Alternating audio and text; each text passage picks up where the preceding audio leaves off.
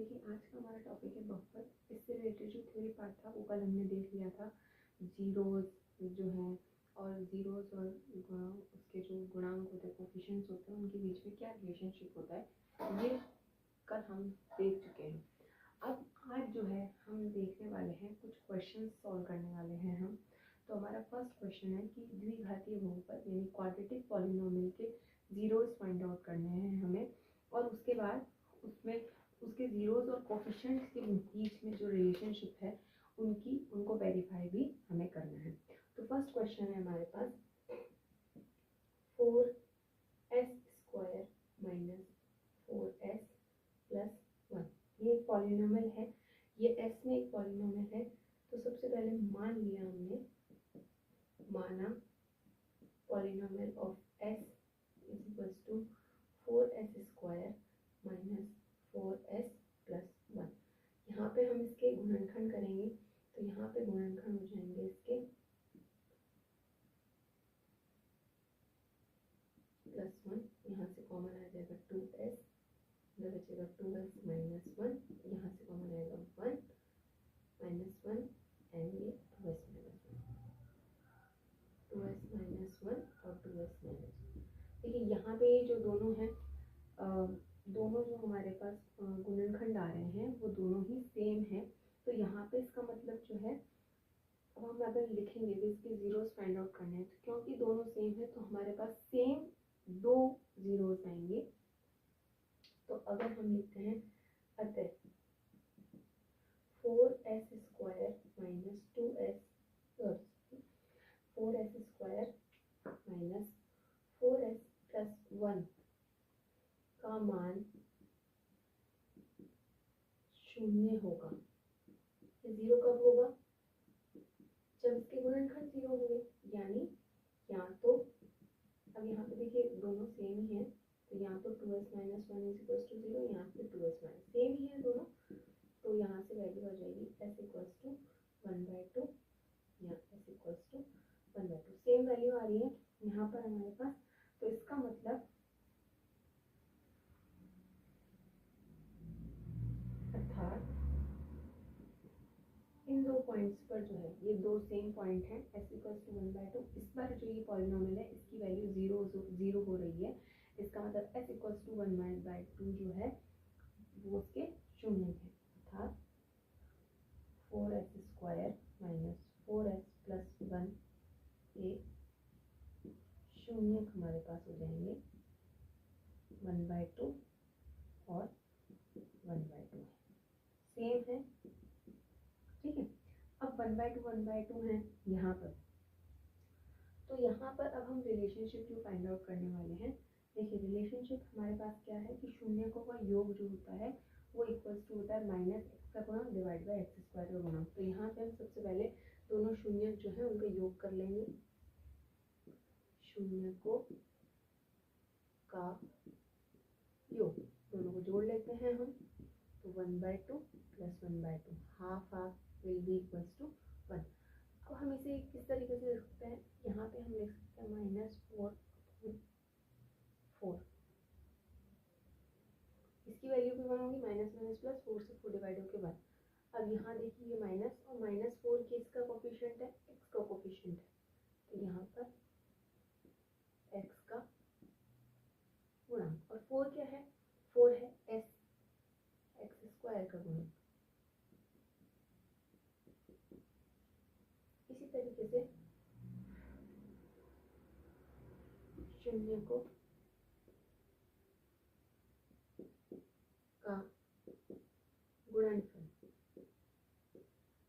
वो कितना हो जाएगा, 1/2 multiply by 1/2 that will be 1/4। और यहाँ से हमें दिख रहा है 1 क्या है, अचर पद, और 4 क्या है, x² का गुणनफल।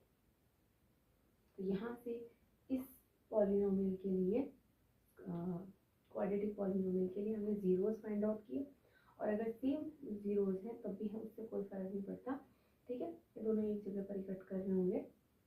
तो यहाँ से जो है हम इसमें शून्यकों का योग और शून्यकों का गुणनफल, ये जो दोनों हमारे पास रिलेशनशिप्स हैं दोनों शून्य को जीरोस के बीच, उसको भी हम जो है वेरीफाई कर सकते हैं। अब एक और क्वेश्चन देख लेते हैं हम इसी से रिलेटेड, अलग, जिसमें अलग अलग जो है शून्य का आते हैं।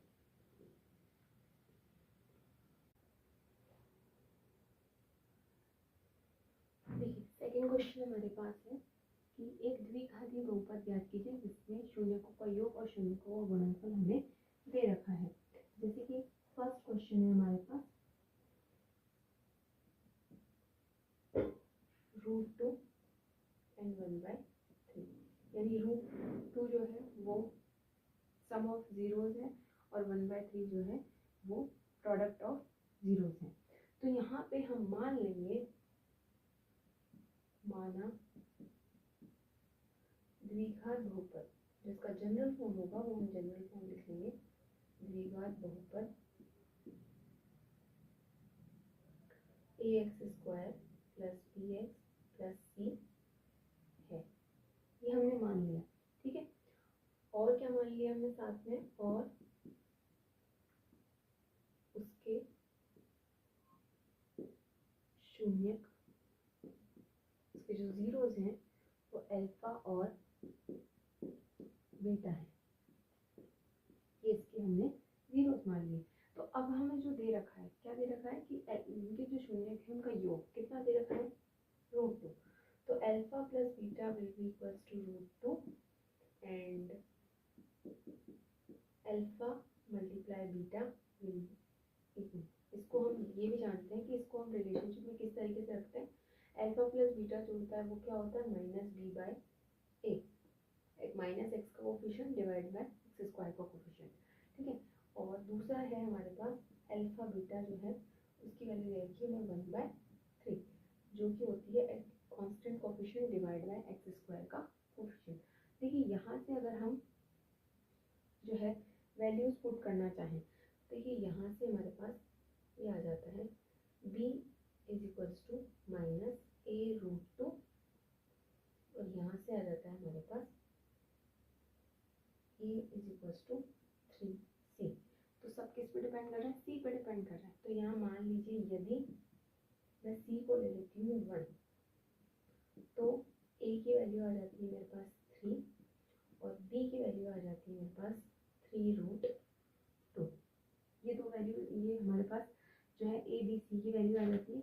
अब ये जो a b c की वैल्यू है, क्योंकि ऑब्वियसली ये शर्तें कंप्लीट कर रहा है, ये शर्तें संतुष्ट कर रहा है, इसलिए ये जो तीनों वैल्यूज हैं हम वो इसमें पुट कर सकते हैं। तीनों इस रिलेशनशिप प्रूफ सही कर रहा है ना। तो यहाँ पे देखिए a की वैल्यू रख दी मैंने 3, तो 3x², जो हमारे पास बहुपद आ जाएगा वो हो जाएगा 3x² माइनस b की वैल्यू पुट करेंगे 3√2x और c की वैल्यू पुट करेंगे 1। तो ये एक पॉलिनोमियल है जो इस शर्त को कंप्लीट कर रहा है। इस तरीके से जो है हम एक पॉलिनोमियल्स फाइंड आउट कर सकते हैं। यहाँ पर हम और दूसरी वैल्यूज रख के भी अलग अलग पॉलिनोमियल्स फाइंड आउट कर सकते हैं।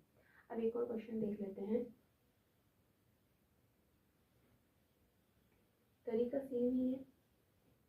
सेकंड क्वेश्चन है हमारे पास, हमारे को दे रखा है कि इसके जो शून्यकों का योग है वो है 0 और शून्यकों का जो गुणनफल है वो हमारे को दे रखा है √5। तो यहाँ से वापस से सेम चीज कि माना द्विघात बहुपद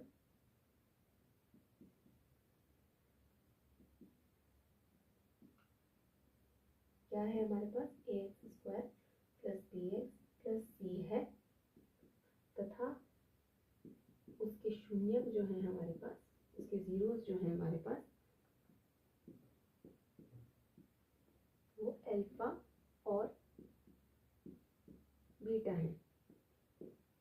तो यहाँ से हमारे पास आ गया अल्फा प्लस बीटा, कितना दे रखा है हमें 0, जो कि किसके बराबर होता है -b/a के। अगर यहाँ से हम फाइंड आउट करना चाहें तो a से मल्टीप्लाई करेंगे 0 हो जाएगा, यानी b की वैल्यू क्या हो गई हमारे पास यहाँ 0 हो गई।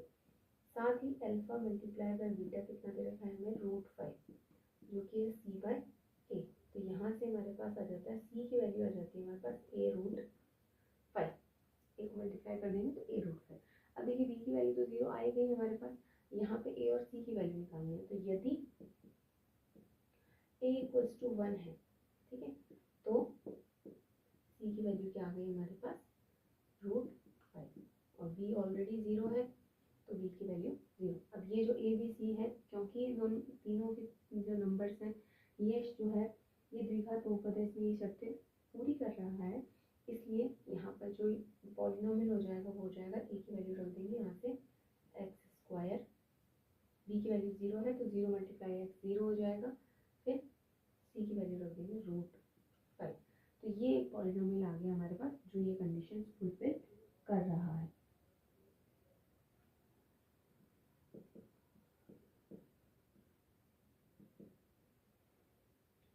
तो इस तरीके से जो है हम किसी पॉलिनोमियल में अगर हमें उसके जीरोस का सम दे रखा है और जीरोस का प्रोडक्ट दे रखा है तो हम वो पॉलिनोमियल फाइंड